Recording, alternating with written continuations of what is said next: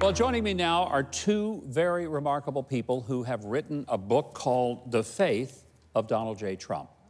David Brody, you know him from CBN, and Scott Lamb, who, by the way, wrote a book about Huckabee, a biography. Yeah, but you guys are here because a brand new book, and it is selling, I think, better than James Comey's book, which thrills me. It's called The Faith of Donald J. Trump. David, let me ask you this. A lot of people say, well, I didn't think Donald Trump had much of a faith. Right. So what did you discover?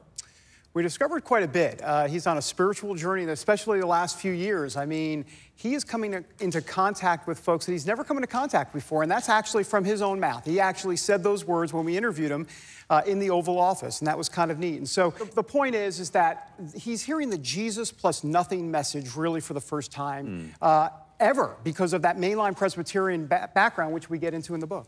So when you got into talking with him, what was the most surprising thing, Scott, that you found about Donald Trump and his connection to spiritual things? Yeah, well, it actually goes back to his parents, and his mother has this incredible story of growing up in Scotland and being catechized in a Presbyterian church, a staunch believer, staunch churchgoer. She came to America, met Fred, this German immigrant family that was very much into the Lutheran work ethic. And so it's actually the parents that shaped him and had him in church. It was a mainline Presbyterian church, had him in church. And But people say, I'm surprised that, for example, white evangelicals support Donald Trump as much now as they did when he was elected. It's almost 80%.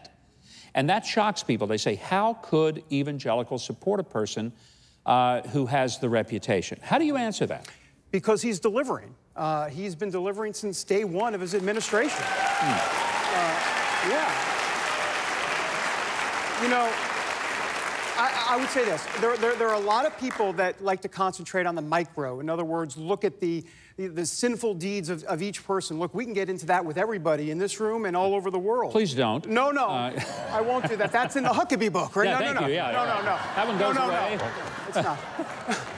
But instead, what evangelicals focus on is the macro. They believe that the moral right thing to do is to see this culture that's gone to you-know-what in a handbasket, and they see it slipping out of control, so they do the moral thing, which is to vote for a candidate that represents Judeo-Christian principles. And evangelicals are not naive. Evangelicals are not simplistic people. I mean, that we're lampooned that we are, but we know how to walk and chew bubblegum at the same time. It's like the Tom Petty song, loves Jesus and America too. You know, it's not like you have to choose one or the other. And I think that evangelicals do love Jesus, and I think they love America, and they made a rational choice in the election. I remember a conversation that I've had with the president in which I told him, I said, there's two issues that are non-negotiable for evangelicals. One of them is the sanctity of human life. That is not a negotiable. We're not going to compromise on that. And I said the other is support for Israel. It's a biblical issue for us, and Israel is equal for many faith people because it is a biblical issue. He seemed a little surprised that those issues were truly that big. Yeah, I think this was a surprise to him that it's a tier A issue for evangelicals, and now he does realize that. He has a lot of folks around him, like a guy named Mike Pence, who is in his ear constantly. Yeah, great guy.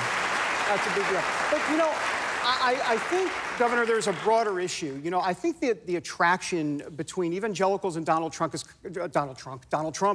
like a Dr. Phil episode, if you will, because it's, look, evangelicals see the world in absolutes, biblical absolutes. Donald Trump sees the world in absolutes too, right and wrong, good versus evil. Evangelicals, heaven and hell, Jesus is the only way to heaven.